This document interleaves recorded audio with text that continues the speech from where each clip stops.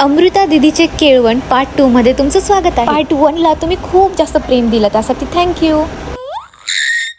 आमच्या क्यूटू प्रसाद सोबत थोडीशी मस्ती करून आम्ही डेकोरेशनचं काम स्टार्ट केलं। आम्ही डेकोरेशन तर झटपट करून घेतलं, पण सगळं डेकोरेशन खाली घेण्यासाठी हा शैतान रेडीच होता। डेकोरेशन तर झालं, पण आता मेन टास्क आहे इतक्या हवेमध्ये रांगोळी काढायची कशी।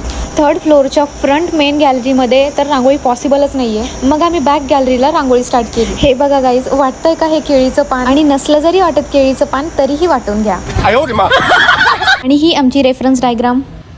गाईज इतकं छान मी असं पान काढलं, आणि आता हे नावाची जिम्मेदारी हिची होती, ह्या पोरीची। तिने असं काढून ठेवलं, ढबोना काढून ठेवलं गाईज तिने, ढबोना। ही बघा आमची कंप्लीट रांगोळी, आणि रांगोळी कंप्लीट होण्याची खुशी। आणि लगेचच खुशीला थोडंसं साईडला बसवलं आणि तिला सांगितलं की खूप सारी कामं पेंडिंग आहेत। मग केळीच्या पानावरती अमृताचे केळवण लिहून फ्लावर्सचे डेकोरेशन स्टार्ट केले। या मस्त स्टिकर्सच्या साईडला आणि स्टेअर्स वरती पण सगळीकडे आम्ही फ्लावरचे डेकोरेशन कंप्लीट। आणि खूप लेट झालेलं होतं डेकोरेशन मध्ये, मग आम्ही पटकन रेडी झालो। बघा गाईज, मून बघा। हा बघा गाईज रिअल स्ट्रगल। अरे बापरे। सो आम्ही आता हे फुलं फेकणार आहोत।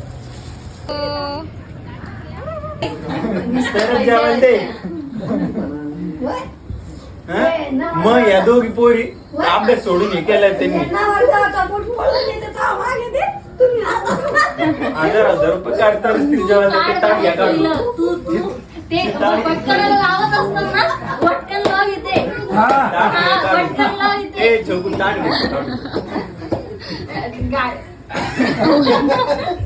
गाडी लावलं, गाडी